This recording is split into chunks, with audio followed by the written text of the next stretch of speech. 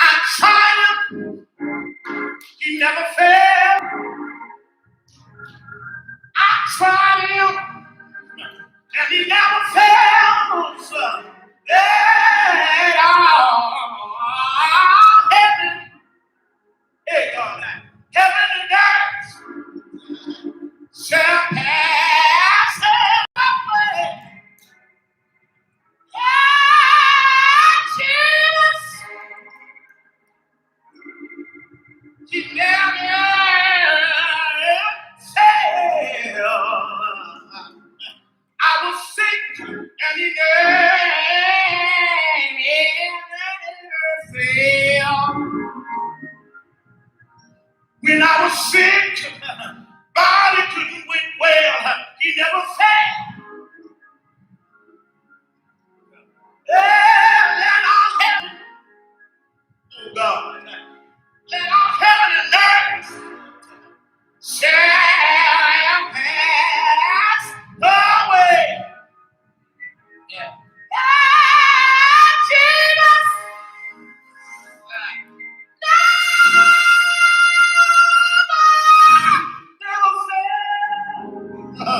I don't care what you're going through. I don't care what you've been through. Hey, Jesus. Hey, Jesus. Woo.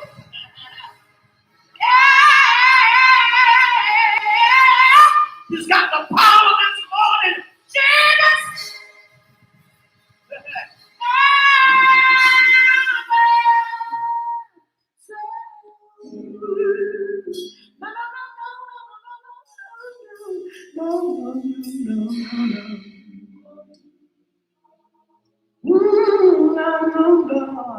If you got the faith, he's got the power.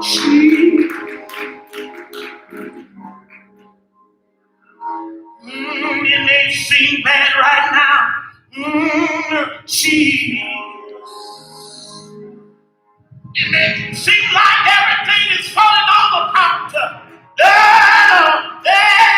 Jesus. It may seem like everybody's turning their backs on you.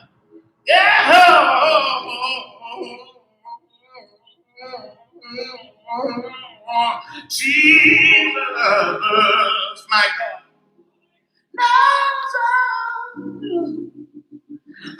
Never fails. No, no, no, no, no, no, no, no, no, no, no, no, no, no, no,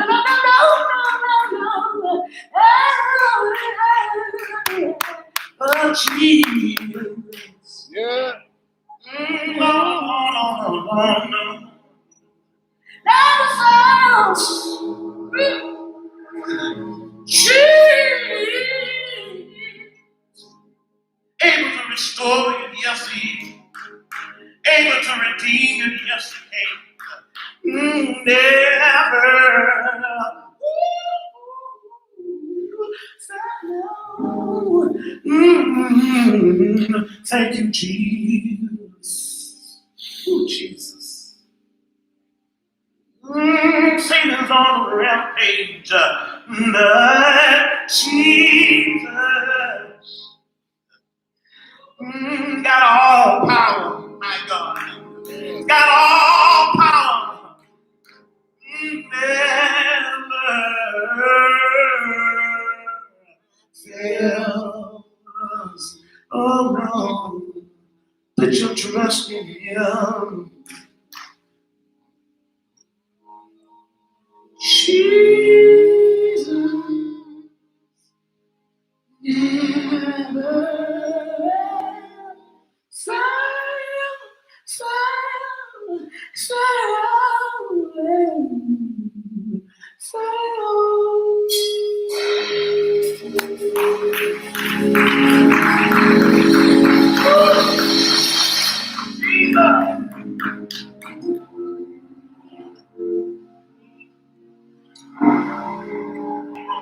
I just feel this one right here. Got me all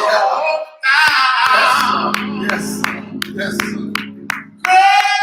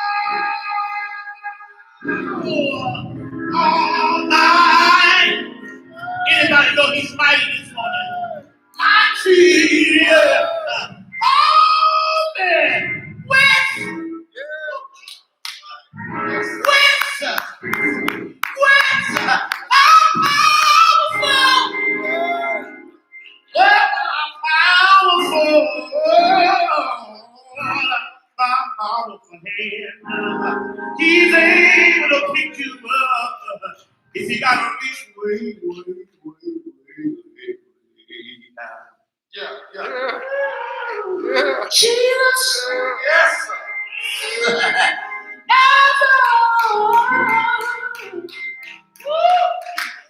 He never failed. No.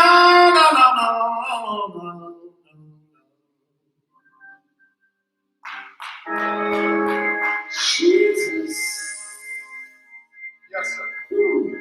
Never.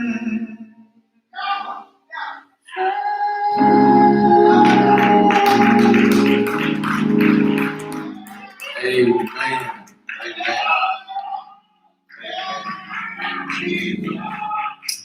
Thank you, Dr. Womack. Thank you, student.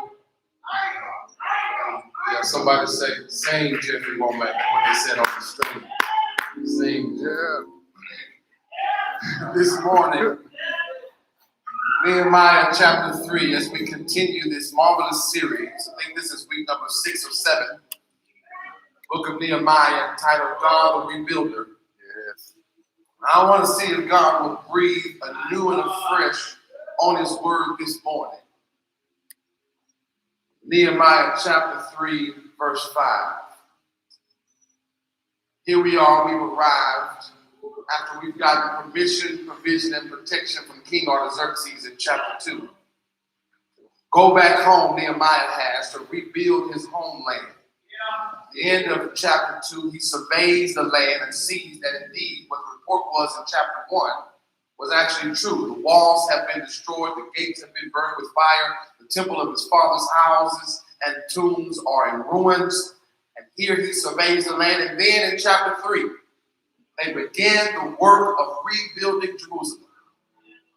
They've already cut down trees. They got all the materials. Last week we learned that they used the materials that was left over from the ashes. And what you lose in the fire, you find the ashes. They began to use that equipment and material. And here the work has begun. Everything is going wonderful until verse 5. Let's read verse 5. Just one verse. Just one verse. Next to them, the men of Tekoa made repairs, but their nobles refused to put their shoulders to the work of the Lord. Wow. Everything is going great. Yes, sir. Permission, protection, provision, even an American Express card to get all the equipment you need.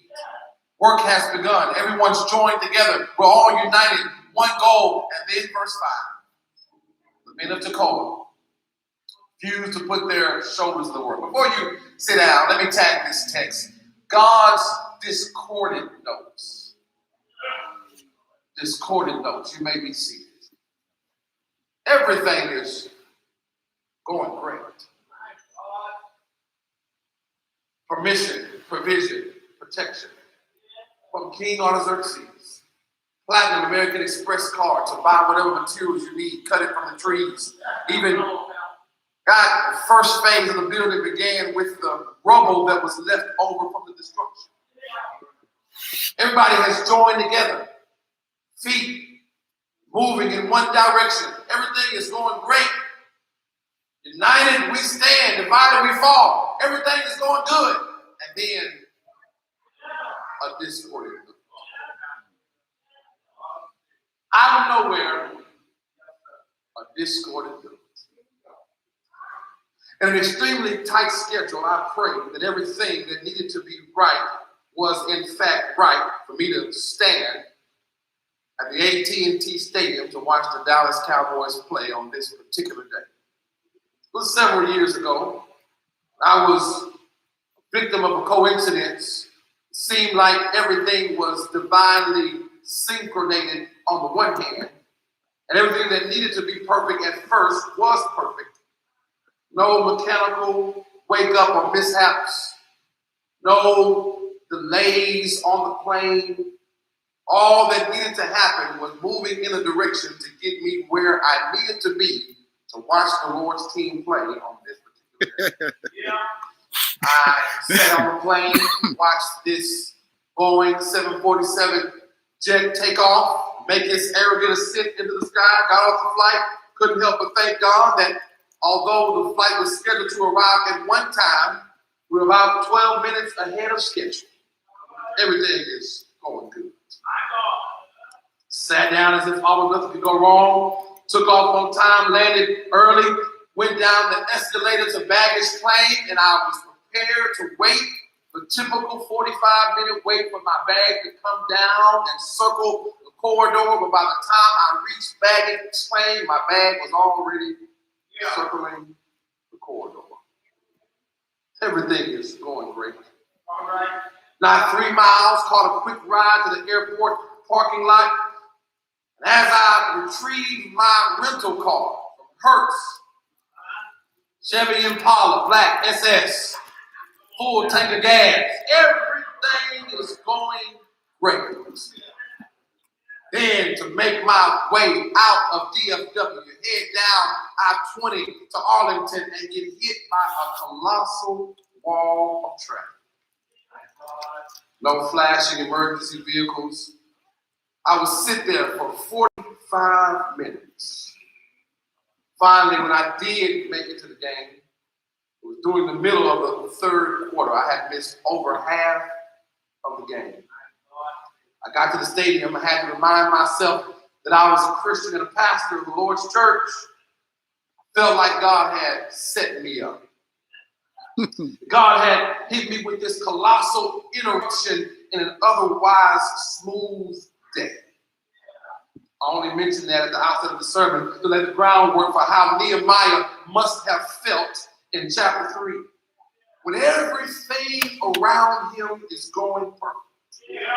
Then in verse number 5, the men of Tekoa and their nobles refused to put their shoulders to the work. Because up until this point, if you've been following with us in these 6-7 weeks we've been in Nehemiah, you know that up until this point, everything has been going great. He's been experiencing divine synchronicity, if you will, where God takes several different elements and works them out for his good. He needed the king to be susceptible to his situation. Why are you so upset? Chapter 1, you are not ill. This is nothing but the sadness of heart. This is just a review. Yes, I'm not ill, but I am sad of heart. My homeland has been destroyed. Gates been burned. I've got to go back home and rebuild my homeland. How long will you be gone? You remember that 2 weeks ago. How long are you going to be gone? I'll give you a doctor's note excuse to miss a few weeks. Give you some PTO, some sick leave days. Don't forget to come back. He's received permission and provision that he asked for, and then he receives protection that he didn't even ask for. This is the last session. Everything has been going. He makes his passage home, surveys the land, it's destroyed, it's been burned with fire. The work begins. Then everything that was coming together is now about to fall apart. He needs the people to be inspired and encouraged.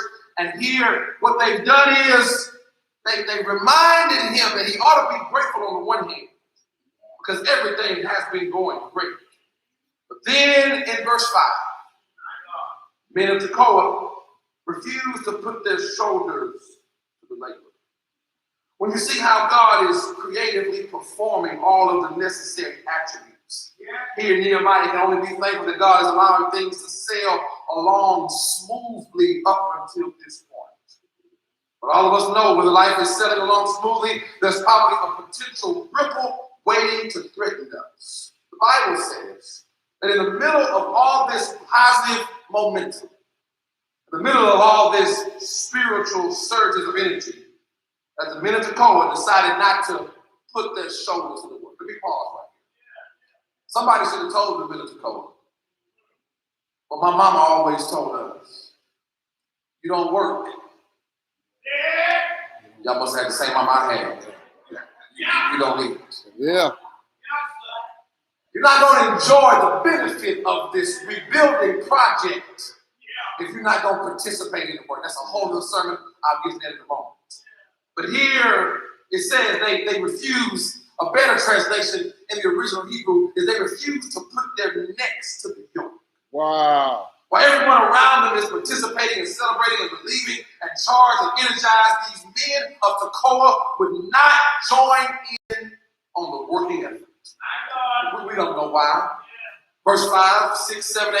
The rest of the chapter doesn't give us an idea as to why. We can only spiritually speculate.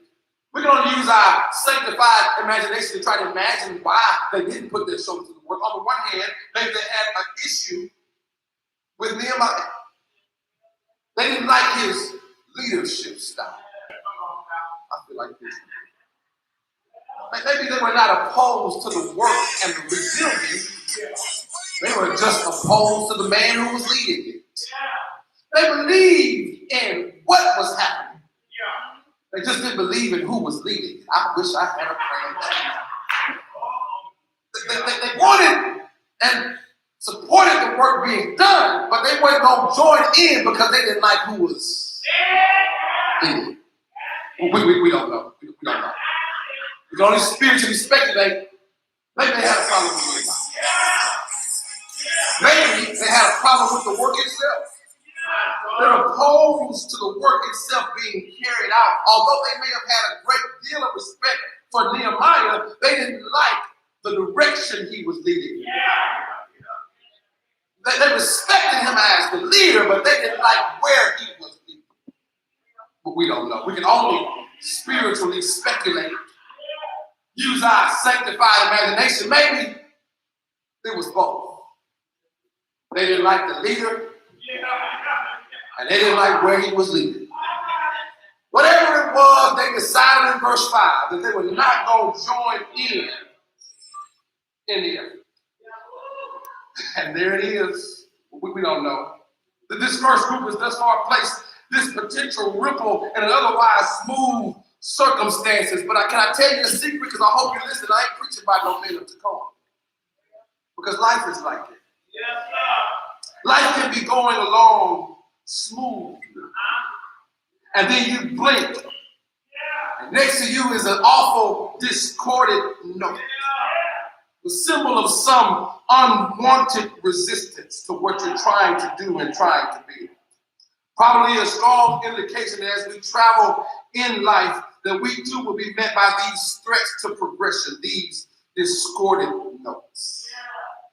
Those of you who are familiar with music and have a musical background, you'll know that the writers of sacred music have suggested that sometimes a composer, when working on a musical score, will intentionally insert a discordant note.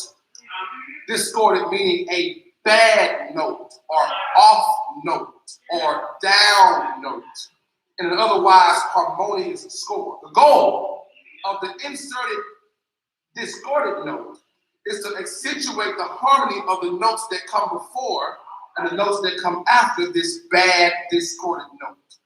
You know, to put a bad note in there so the good notes stand out. Yeah. That's what they do.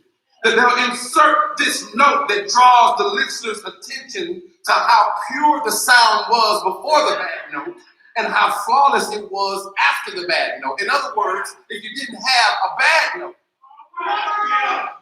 you wouldn't really be able to appreciate the good note.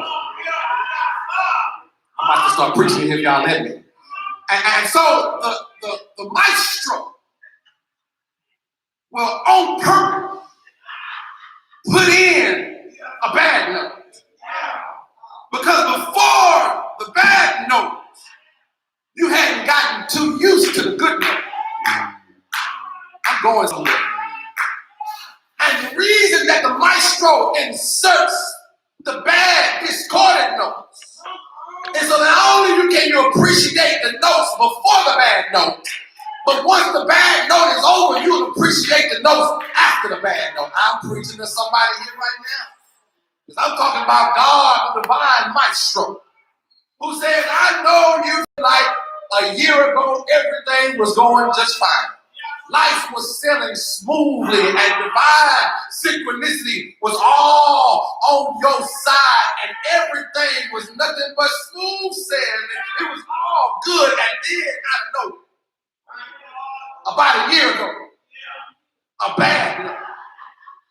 Inserted into a harmonious score. What did it do? It made you appreciate life a little bit more than you did before. It makes you welcome what you had and thank God for what you had. The divine maestro, yes he will shake things up sometimes. Put a bad note in there so you can appreciate the good notes.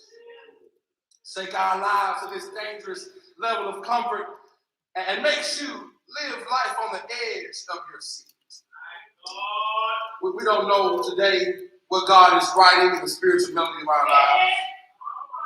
Wouldn't it be nice if the musical scores of our lives could exist without any of these discordant bad notes? God, in his wisdom, intentionally inserts these harsh, unpleasant notes. You and I can appreciate the harmony. Let me go back to this musical illustration. What happens is the discordant note, everyone, man, has to be resolved. That's a musical term. Come on. There's a resolution that has to take place to take you from a bad note back to a good note. And so when God inserts the bad note, he can't leave you on a bad note. In order for the musical score to be completed, it will not be completed until the bad note is resolved. And so there God is, directing the divine scores of our lives. And he's pointing and painting and directing and orchestrating and creating and sustaining. And there he is protecting and giving provision and permission. And there, as they make their way through life, he's organizing and constructing and conducting their lives. And boom, a bad note. And once the bad note comes, he finishes the score, but not until he resolves the bad note with the good note. Wow. I'm glad I got a maestro for God. A God that says, I'm not going to let the musical score of your life end on a bad note. I got a good note to resolve all of life's bad notes. Wow. I'm going somewhere. Go ahead now. I'm going somewhere. Those bad notes keep you from taking things for granted. Yes, sir. I'm preaching to a Help us, husband and wife now. Help us, Doc. Took their marriage for granted. Yes, sir. Yes, sir. And then a bad note Wow. makes you appreciate Yeah. the harmony of your marriage. Yes, Lord. I'm preaching to some parents. Yes, sir. Took their children for granted. Mm. And the bad note makes you appreciate the harmony Yes, sir. Yes, sir. of your child's life. Yes, sir. I'm preaching to some employee right now. Mm. Took your job for granted. Mm. Showed up when you wanted to. Yes, sir. Yes, sir. Left when you felt like it. Yeah.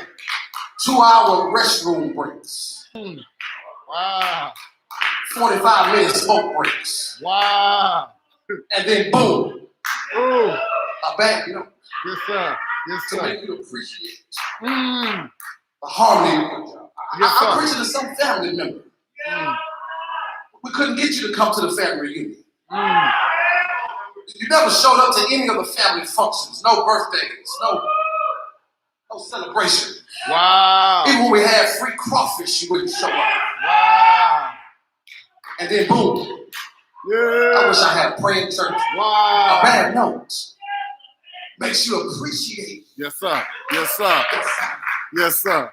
The next thing you know, once that discordant note is resolved, Yes, sir. Yes, the sir. idea is this, that once the bad note is resolved back into a good note, your ear is supposed to appreciate the good notes. Yes, The sir. last thing you want Yes, sir. is for God to put a bad note in your life Wow. to make you appreciate the good notes. Yes, sir. And then once the bad note is gone, you go right back to how you were before. That's my fear Wow. with this pandemic. That's Yes, my sir. fear. Yes, I'm gonna sir. be pastoral. Yes, sir. That's my prayer. Lord, when this is all over, Yes, sir. Yes, sir. we don't know how long, we already preached that, we don't know how long, but whenever this is all over, please, don't let us go back Yes, sir. Yes, sir. to the same way we were Yeah. before. Yes, sir. Don't let us go back to skipping family reunions. Yeah. Don't let us go back to taking life for granted. Yes, sir. Yes, sir. Don't let us go back to taking family and friends and relationship and our loved ones for granted. Lord, when this is all, Yeah. please let the bad note allow us to appreciate you. Yes, sir. I'm done with it, but it shifts us back to our status.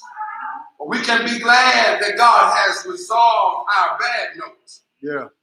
into a good note. Yes, sir.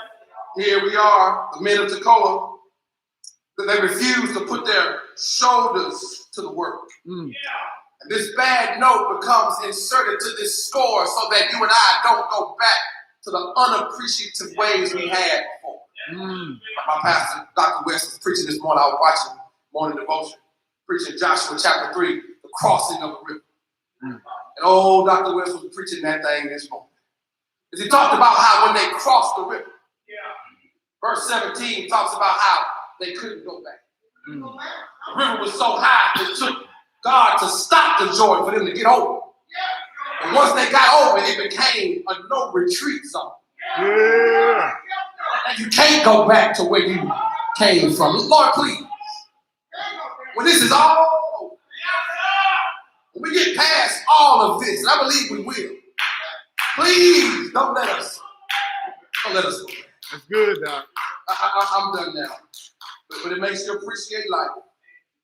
Makes you appreciate what you have because of the bad notes. I'm done. I'm done.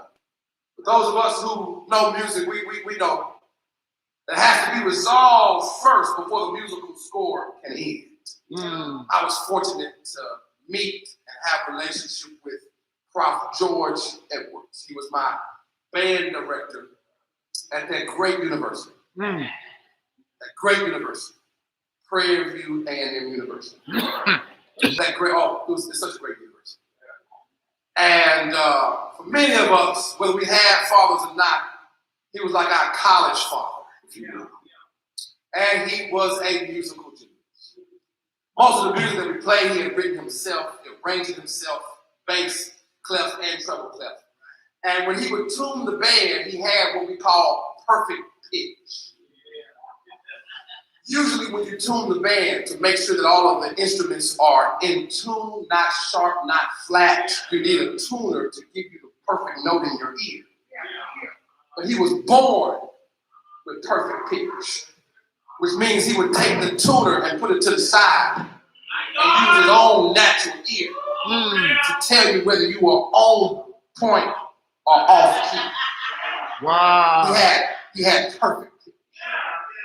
You knew Prophet Edwards, whenever he heard a bad note, he'd do like this because his ear. Someone would be messing up with his ear because he could hear. Even though there's good notes all around, that's not what he heard. He heard that one. Cut it off, man. Who was that? Was that you, trumpet? Pull out, you flat. Push in, you sharp. Let's try it again. And then when he would hear bad note, it would make his skin crawl because his ear was attentive to hear. Yeah. But he didn't always hear the good note. Yes, sir. Because one thing about it, the bad note sticks out more than the good note. Yeah. That's good, Doc. I got time. That's good, Doc. Go ahead. All you ever hear about is the bad. Yeah. Help us. You got all this good that's been done. Help us, Lord. And what makes the news headline? Yeah. Wow. Is the bad. Yes, sir. All this ministry been done. Yeah. All this community effort been done. All of this work of the Lord been done. And what makes it to What they posted about is not the good work. They posted about a bad note. I'm telling you something though. God has a way of taking that bad note and fixing it to make it work out for your good. I'm done. That's my son. I don't know how he does it. Yeah. I have no idea in the economy of God. Yes, sir. Yes, sir. How he keeps on making perfect pitch come from bad notes. Yeah. How in the world God keeps on allowing harmony Yeah. to come out of disharmony. Mm-hmm. How in the world the Lord is always able to make some good. I'm done preaching now. Come out of a bad situation.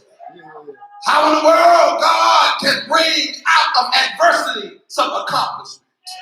How God can bring some blessings out of burdens. Yeah. How God can bring some championships out of challenges. Yes, sir. How God can bring some deliverance out of despair. Yeah. Can bring some empowerment out of emptiness. Yeah. How God can bring some fulfillment out of failure. Yeah. And how God can bring some grace out of grief. Yeah. But there are times in life when God always allows some good to come from a bad note. Yeah. And I'm glad to report this morning that God has always brought some good out of a bad note. Yeah. Yeah, it was a bad note in 462 years of slavery. Yeah. That bad note had been playing for almost 500 years. Yeah. Then God allowed the Emancipation Proclamation Yes, to allow some good to come out of a bad situation. wow. It was a bad note in the South with oppression and segregation and Jim Crow and black codes. But the Lord allowed some good to come out of a bad situation. The Lord raised up a little preacher from Atlanta, Georgia. That allowed him to lead the civil rights movement and brought some good out of a bad situation. I'm glad the Lord always brings good out of a bad situation. It was a bad note when Trayvon Martin had died a few years ago. It was a bad note when that quarterback took the lead during the national anthem and everybody got upset. But after that bad note, here comes Black Lives Matter movement to give attention to racial profiling all over the country. God always brings some good out of a bad note. Now I want to hear this morning, but there was no worse note than what happened on that Friday. One Friday evening, it was a bad note at Calvary.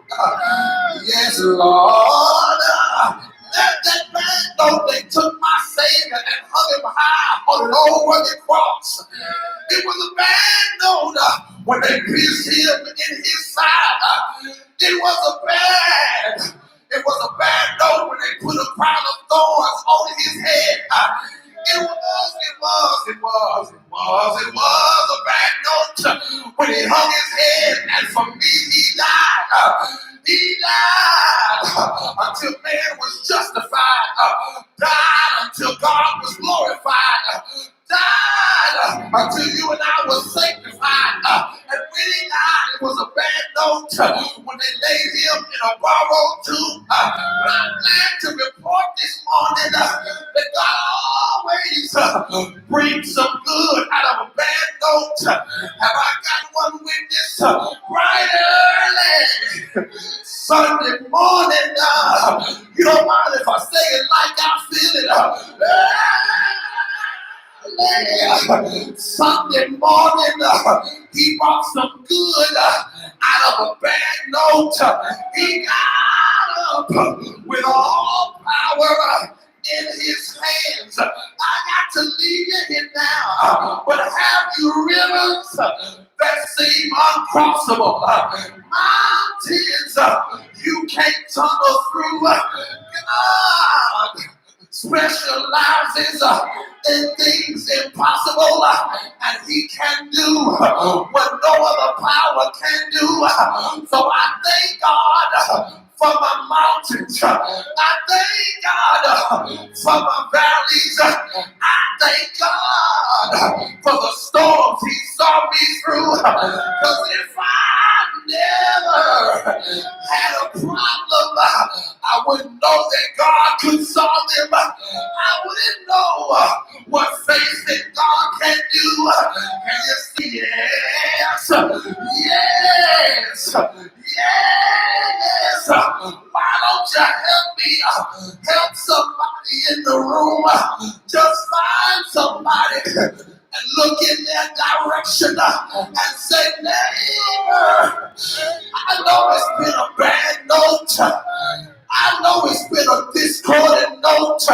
But look up toward heaven and say, anyway, you bless me, Lord. I'll be satisfied. Yeah. Yes. Yes.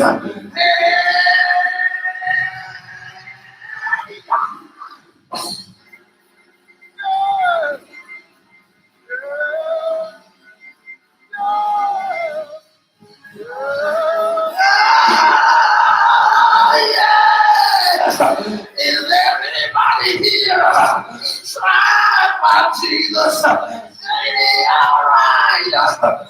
Ain't He all right? One last time, I got one more thing to tell you. I want you to tell somebody else.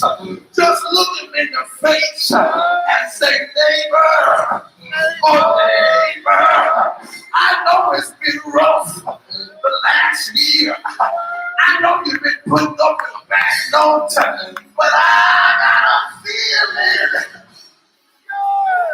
I got a feeling. I got a feeling. Everything gonna be all right. Do you believe it is? Do you believe it is? Say yeah.